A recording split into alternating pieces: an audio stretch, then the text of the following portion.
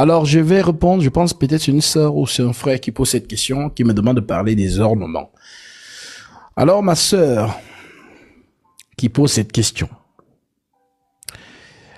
En général, lorsque on a encore du mal, d'une certaine manière, à crucifier la chair, ça veut dire que on aime encore les artifices. Tu vois, ma sœur, qui pose cette question.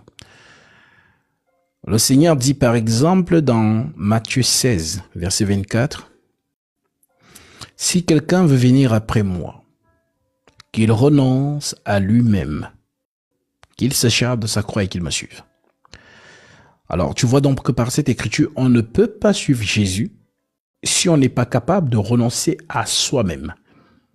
Est-ce que tu comprends, ma sœur? Alors, tu me poseras la question, mais Gasby, renoncer à soi-même, c'est quoi? Ben justement, ce n'est plus toi qui vis, c'est Jésus-Christ qui vit en toi. Donc, tu n'es plus là pour tes désirs à toi, mais tu es là pour les désirs de l'esprit. Alors, celles qui n'ont pas encore atteint ce niveau ont donc du mal lorsqu'elles lisent les Écritures comme 1 Timothée chapitre 2. Ça pique. Ce sont des Écritures que les sœurs n'aiment pas en général. Du moins celles qui ne sont pas encore converties, ou bien affermies, on va dire ça comme ça, ou bien qui ont encore du mal tout simplement. Je veux aussi que les femmes vêtues d'une manière décente, avec pudeur et modestie, ne se perdent ni de tresses, ni d'or, ni de perles, ni d'habits somptueux. Quand elle lit ça, elle se dit, ah, vraiment, j'aime bien Jésus, mais, moi j'aime bien, voilà mon apparence. Voyez-vous? Alors, lorsqu'on a donc du mal à abandonner, donc à renoncer à soi-même, c'est là où c'est dur. Parce que la personne veut encore vivre. Elle veut vivre. Mais nous sommes morts en Jésus. L'Écriture dit dans 2 Corinthiens chapitre 5, je vais te lire cela. 2 Corinthiens 5. Il est écrit,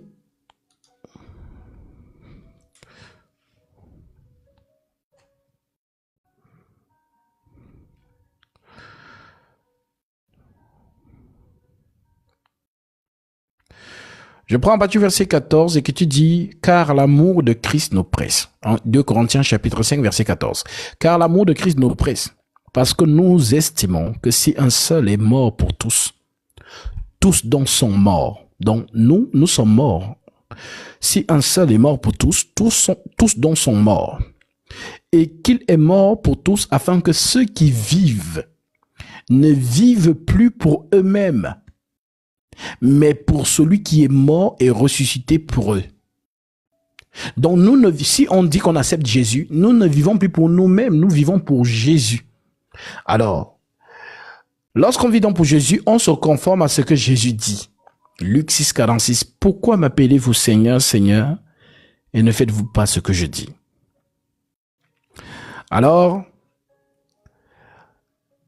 celle-là, justement, vont trouver que les Écritures sont pénibles parce qu'elle aime bien ses coiffures, elle aime bien, voilà, ses brésiliennes, elle aime bien son apparence, on va dire, mondaine, elle aime bien ça.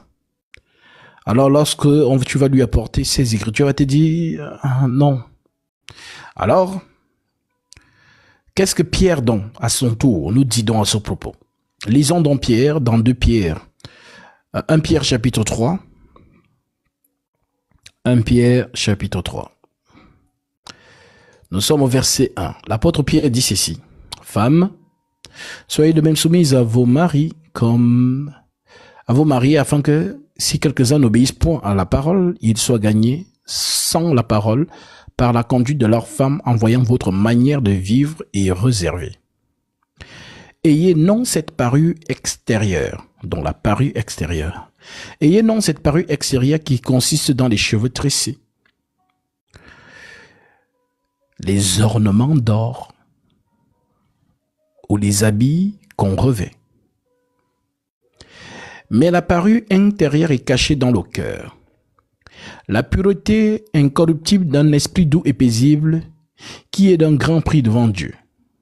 Ainsi se paraît autrefois les saintes femmes qui espéraient en Dieu, soumises à la Marie comme Sarah qui obéissait à Abraham et la bénissait son Seigneur. C'est d'elle que vous êtes devenus les filles en faisant ce qui est bien, sans vous laisser troubler par aucune crainte.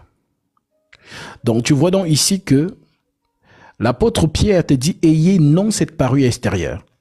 Donc quand Pierre parle poussé par le Saint-Esprit.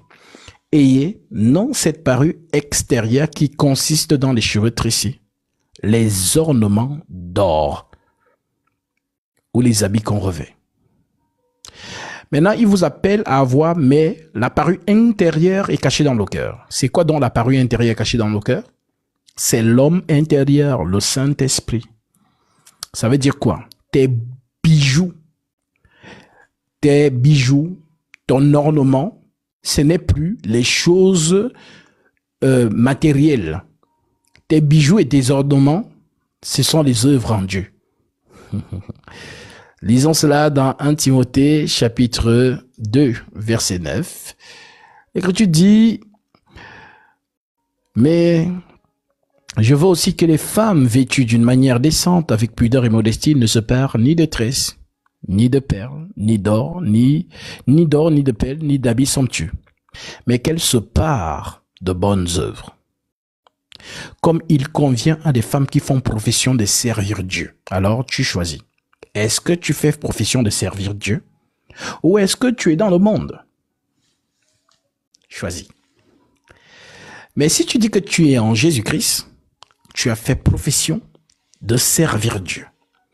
Alors tes œuvres sont maintenant les œuvres de l'esprit. Les bijoux, quand tu étais dans le monde, c'était les choses que tu mettais, ainsi de suite. Maintenant, dans le Seigneur, tes bijoux, ce sont les bonnes œuvres de l'Esprit Saint. Je prie pour toi et pour toutes celles qui ont encore la difficulté d'assimiler cela dans leur vocation. Peut-être beaucoup d'entre vous, vous avez la bonne volonté, mais la chair est faible. Alors, le Seigneur ne vous rejette pas, mais priez aussi que le Seigneur vous donne la capacité de mettre ces choses en pratique. Ne rejetez pas ces choses parce qu'il y a celles qui les rejettent automatiquement. Non, ça, je ne crois pas à ça. Ça, c'est l'évangile d'avant. Mais il y a d'autres qui reconnaissent l'écriture et qu'elles attestent que l'écriture est vraie. Amen.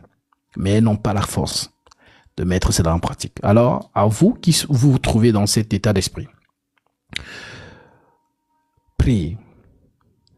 De la même manière que tu pries pour demander les choses au Seigneur, prie aussi ces choses. Seigneur, donne-moi. Donne-moi, Seigneur, brise-moi, Seigneur. Seigneur, donne-moi la capacité d'être à l'image que tu voudrais que je sois, selon tes écritures. Seigneur, j'ai la volonté, tu vois mon cœur, mais tu vois aussi que ma chair est faible. Alors, comme tu l'as dit, vous ne pouvez rien faire sans moi. Seigneur, fais-moi grâce. Je veux être à l'image, voilà, de ta fille. Je ne veux pas représenter le monde, mais je veux représenter le royaume des cieux sur la terre. Je veux que lorsque les jeunes filles de mon âge ou bien les femmes de mon âge me voient, qu'elles se posent des questions en me voyant. Parce que je suis la lumière du monde, alors ma lumière doit briller dans les ténèbres. Donc, ce n'est pas à toi de copier les ténèbres, c'est à les ténèbres de te copier. En d'autres termes, c'est toi qui dois influencer les ténèbres. Ça veut dire que lorsqu'une jeune fille te regarde, elle se dit, mais attends, mais elle regarde comment elle est pieuse. Mais si elle est pieuse en cette génération pervertie, pourquoi moi je ne le serai pas? Donc tu influences ces dernières. Mais si celle du monde t'influence plutôt toi qui es lumière, il y a un problème. Ça veut dire que celle du monde, elle est dans les artifices, les mini-jupes, les robes moulantes et tout ça, les nombrils dehors. Voilà, parce que quand tu mets cette robe, ainsi de suite, qui redessine toutes tes formes, quand l'homme te regarde, tu deviens un sujet de convoitise. Alors, imagine-toi que tu as le Saint-Esprit et qu'on te regarde comme ça. Vois-tu? Donc, ne soit pas une occasion de chute. Donc, tu dois vraiment être tel que l'Écriture te le demande. Refléter la sainteté. Voilà. Donc, le Seigneur, bien évidemment, est venu pour les pécheurs. N'est-ce pas? Marie de Magdala était une femme, justement, on l'a connue ici, mais regardez sa transformation. Voyez-vous? Donc pour dire que si vous avez la volonté en réalité, si vous voulez vraiment arriver à ce niveau, le Seigneur voit votre état d'esprit et il vous aidera. Mais dès lors que vous braquez, ah non, moi, je savais jamais. Voilà, Dieu ne regarde pas l'apparence, mais il regarde le cœur. Déjà, c'est une fausse idée reçue. Voilà, parce que selon ce que vous dites, Dieu ne regarde pas l'apparence, il regarde le cœur. Donc vous êtes en train de dire que votre cœur est propre. Mais votre extérieur, votre apparence est sale. C'est faux. Car si le Saint-Esprit est en toi, alors forcément, il se reflètera à l'extérieur. Aucun homme, aucune femme ne voudrait entrer dans une maison où la devanture est dégueulasse.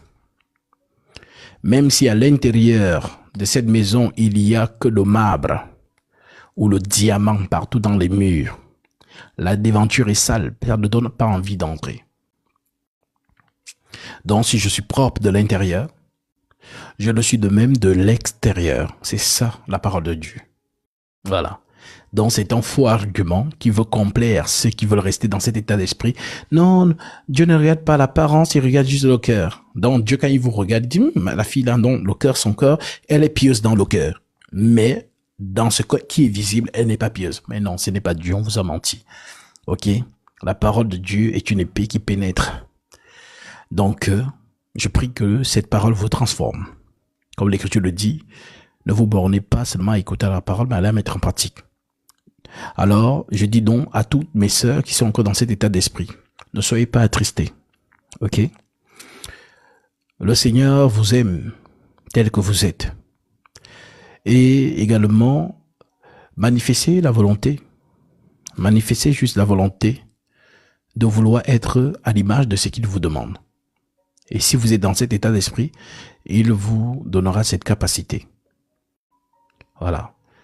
Donc, les sœurs qui arrivent, voilà, elles, ce ne sont pas des robots. Elles sont comme vous. Mais elles ont compris qu'en fait, je ne vis plus pour moi-même. Je ne vis plus pour plaire à Frédéric, à Robert, à Mamadou. Je vis pour plaire au Seigneur. Lorsque l'écriture, je la mets en pratique, c'est le Seigneur qui se réjouit de moi. Alors je ne suis plus là pour que le monde m'acclame. Parce que si le monde m'acclame encore, ça veut donc dire que je n'ai pas encore cru. Mais si le monde me rejette, alors le monde rend témoignage que je ne suis plus avec eux. Tel que l'Écriture le dit, vous n'êtes pas du monde, comme moi je ne suis pas du monde. Si vous étiez du monde, le monde aimerait ce qui est à lui. Mais comme je vous ai choisi du milieu du monde, le monde vous hait. Donc, manifestez-vous comme des dignes filles du royaume de Dieu. Que la grâce du Seigneur repose sur vous, tout simplement.